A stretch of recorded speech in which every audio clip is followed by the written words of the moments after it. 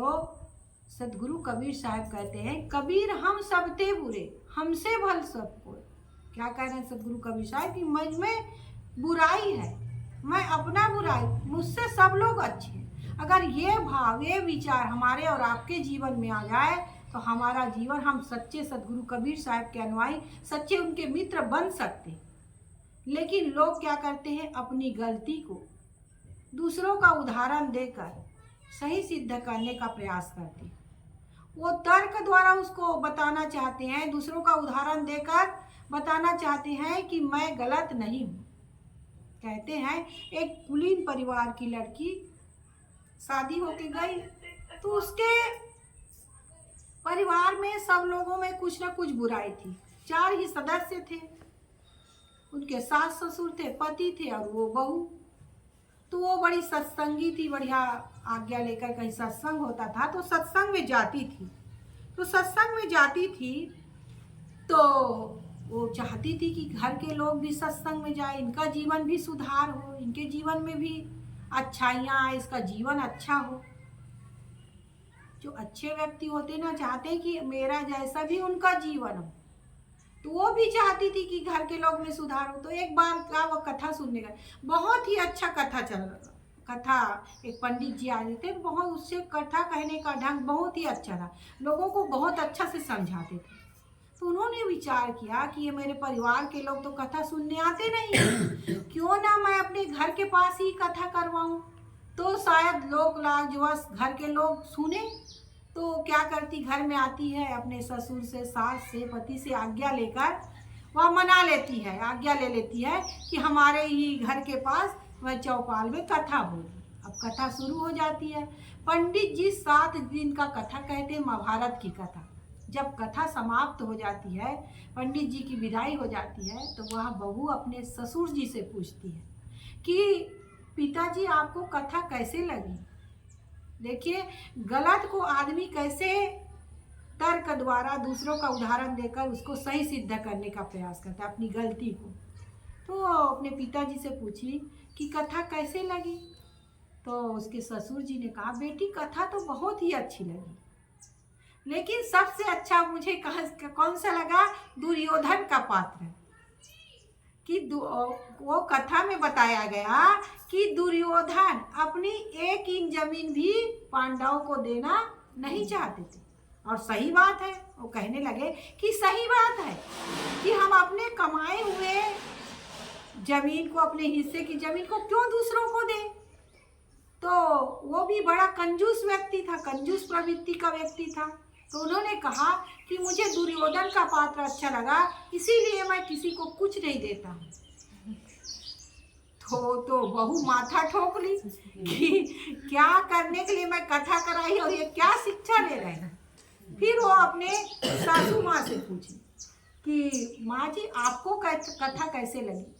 तो उसकी माता जी ने, उसकी सासू माँ ने भी कहा, बेटी कथा तो बहुत अच्छी लगी, लेकिन मुझे उसमें कौन सी अच्छा लगा कि द्रौपदी के 5 पति थे, वही बहुत ही अच्छा लगा, क्योंकि वह भी थोड़ा गलत स्वभाव की, पर पुरुष से वह संबंध रखती थी। तो वो कहने लगी, बेटी अब मैं तो नाहक डरती थी कि मैं अपने पति के सिवा दूसरे पुरुष से संबंध रखती हूँ, लेकिन महाभारत में तो द्रौपदी के 5 पति थे और उसे धर्म माना गया, इसलिए आज से मेरा डर समाप्त हो गया। तो वो बहू सोचने लगी, अरे ये तो उन्होंने माथा ही ठोक लिया, ये क्या अर्थ का अनर्थ हो गया। फिर वह अपने पति से पूछने लगी, और उसका पति कैसे था, जुआड़ी था, जुआ खेलता था।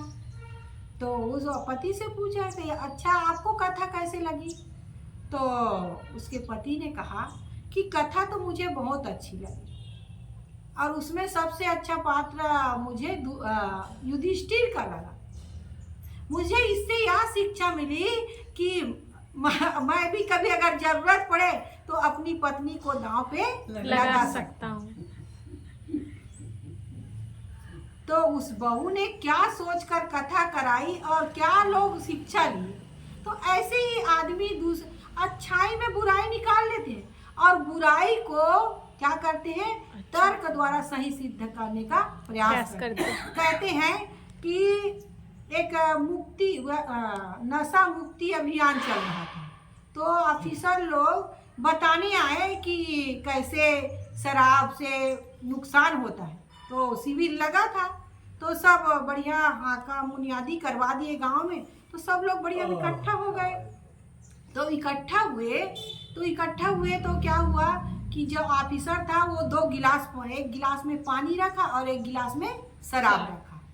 और केचुआ, गेंगरवा, जानते हैं ना केचुआ, गांव में गेंगरवा कहते हैं, तो उस केचुआ को पानी में डाला, फिर उसी केचुआ को किस में डाला, शराब में डाला। पानी में डाला तो बढ़िया तैरता रहा। जब उसको शराब में डाला गया तो वह केचुआ क्या हुआ, कुछ देर तो ऊपर नीचे तैरता रहा, फिर मर गया, मतलब जल गया अल्कोहल से। तो वो बताना चाहता था ऑफिसर कि कैसे शराब हमें, हमारे शरीर को नुकसान पहुंचाती है, हमारे अंदर के अतरियों को, कलेजा कैसे जलाती है और धीरे धीरे हमारी कैसे मौत हो जाती है। तो वो पूछा कि आप लोग इससे क्या शिक्षा लिए। तो एक शराबी उठा, शराब पीता था, उन्होंने कहा कि इससे यही शिक्षा मिलती है, यही मतलब पता चला कि शराब पीने से पेट के कीटाणु मर जाते हैं। तो ऐसे आदमी अपने बुराइयों को, दोष को दूसरों का उदाहरण देकर तर्क द्वारा सही सिद्ध करने का प्रयास करते हैं, लेकिन इससे हमारी बुराई दूर नहीं होती। उस बुराइयों को, दोष को हम निकालने का काम करें, तभी हमारे जीवन, और धीरे धीरे एक ही बार में नहीं निकल सकता। धीरे धीरे अगर हम दोष को, बुराइयों को निकालने का काम करें और सद्गुणों को जीवन में अपनाएं, तो एक सद्गुण आते जाएंगे और हमारे जीवन से बुराइयां दूर होते जाएंगी। कहते हैं, एक उदाहरण बताऊं, फिर मैं अपनी बात को समाप्त करूंगी, कि 4 व्यक्ति थे और एक किसान था, वो गन्ना बोया था। अब गन्ना की चोरी 4 व्यक्ति करते थे, रोज चोरी करने जाते थे। तो उसमें 3 व्यक्ति जाते थे चोरी करने। तो उसमें कौन कौन थे, एक तो पंडित था, गांव का पंडित, पूजा करने के लिए पंडित लगा देते, तो पंडित जी थे, और एक था छत्री और एक था नाई। तो उस व्यक्ति ने देखा कि मेरे गन्ने की रोज चोरी होती, कौन आता है चुराने के लिए। तो एक दिन वह छिप कर देखने लगा, तो देखा कि एक पंडित है और एक छत्री है और एक नाई है। तो उसने सोचा कि अगर इनसे मैं एक ही बार में निपटूं तो मैं नहीं निपट सकता, क्योंकि 3 लोग हैं, मैं अकेला हूँ। तो उन्होंने अपनी बुद्धि का इस्तेमाल किया कि एक एक जन से निपटना चाहिए, तब मैं इसकी रक्षा कर सकता हूँ। तो फिर पहले वो गया, देखा कि चोरी करने, भाई आप लोग चोरी करने आते हैं, ये पंडित जी है, चलो भाई ये पंडित जी है, गांव के धर्म का काम करते, पूजा पाठ करते हैं, तो ये चोरी करते, किससे बात समझ में आती है। और ये क्षत्रिय हमारी रक्षा करते हैं, तो ये बात भी समझ में आती है कि ये गन्ना चुरा के ले जाते हैं। लेकिन ये नाई है, तो भाई ये गन्ना चुराए और ये हमारे गन्ना खाए, ये हम बर्दाश्त नहीं करेंगे। और उसको 2-4 डंडा लगाया और भगा दिया। अब दूसरे दिन क्या हुआ, वो तो 2 व्यक्ति आए फिर चोरी करने के लिए, पंडित और छत्री। तो वो किसान फिर देख रहा था, उन्हें कहा, देखो आप पंडित हो, आप गन्ना खाते हो, बढ़िया बात है, आप खाइए, लेकिन ये क्षत्रिय है, ये तो इसका काम क्या है, रक्षा करना। क्षत्रियों का काम क्या है, रक्षा करना, और यही चोरी करे तो ये तो अच्छी बात नहीं है भाई, ये तो गलत है। और उसको भी डंडा लगाया और उसको भी भगाया। अब तीसरे दिन क्या हुआ, पंडित जी अकेले चोरी करने आए। तब उस व्यक्ति ने कहा, पंडित जी ये आपको शोभा नहीं देता है, किसी खेत के किसी गन्ना चोरी करो, आपको शोभा नहीं देता है, क्योंकि आप धर्म का काम करते, पूजा पाठ करते, पवित्र कर्म करते हैं।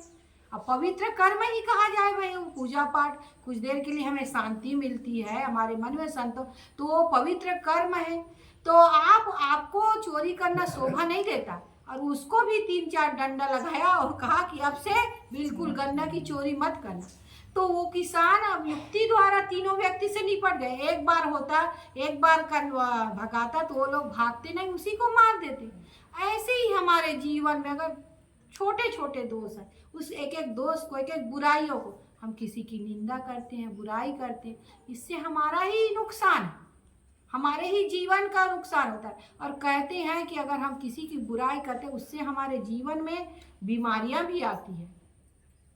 कई बीमारियां ऐसी है, कई घटना है, अभी समय नहीं है बताने का, कि उसके कारण से ही शरीर में गांठ बन गया, और वो जब वो बात को निकाली, वो बात को नहीं निकालती थी, तब तक वो गांठ ठीक ही नहीं होता, कितना इलाज हुआ। तो ऐसे ही हमारे जीवन में जो दोष हैं, बुराइयां हैं, उसको हम निकालने का काम करें। अगर हमारी कोई दूसरा बुराई करता है तो हम नाराज ना हो। कबीर साहब कहते ना कि निंदक निरिय राखिए, आंगन कुटी छवाए, और बिना साबुन बिना निर्मल करे सुखाए। वो तो हमें बिना पानी और साबुन के ही हमारे स्वभाव को निर्मल करता है, नहीं तो इसलिए निंदा करने वाले से, बुराई करने वाले से हमें प्रतिक्रिया में नहीं पड़ना चाहिए, उनके साथ गलत व्यवहार नहीं करना चाहिए, बल्कि अपनी कमियों को, दोषों को देखना चाहिए। अगर नहीं है तो कोई बात नहीं है। सदगुरु कबीर साहब जी ने कहा ना कि अगर हम लड़ाई झगड़ा करते तो झगड़ा बढ़ जाता है। आवत गाली एक है, पलटत हो या नहीं, कहे कभी न पलटिए रही एक किए। तो अगर कोई निंदा बुराई करता है तो उससे हमें घबराने की या प्रतिक्रिया में पड़ने की जरूरत नहीं है। परम पूज्य गुरुदेव जी कहते ने, अच्छा कहलाने की इच्छा रखना कभी न मन में, किंतु सदा अच्छा रहना मन में, वाणी में, तन में। अपनी निंदा कभी श्रवण कर, क्षोभ न मन में लाना, सावधान करता नित निंदा, मन को बोध करा। तो हम अपने मन को बोध कराएं कि ये हमारे हित चिंतक है, जो हमारे दोष को, बुराइयों को बता रहा है। अगर हमारे में दोष नहीं है, बुराई नहीं है, तो नाराज होने की जरूरत नहीं है। तो अगर हम सच्चे मित्र, सदगुरु कबीर साहब के सच्चे मित्र बनना चाहते हैं, तो हम अपनी बुराइयों को देखें और उसको निकालने का काम करें, तभी हमारा यह जीवन सुंदर, पवित्र, निर्मल बनेगा। और मानव जीवन मिला है, उसकी सार्थकता इसी में है। तो हम सबको चाहिए कि हम अपने जीवन को निर्मल, पवित्र बनाकर जिए, तभी मानव जीवन की सार्थकता है। बस इन्हीं शब्दों के साथ मैं अपनी वाणी को विराम देती हूँ। बोलिए सद्गुरुदेव की जय।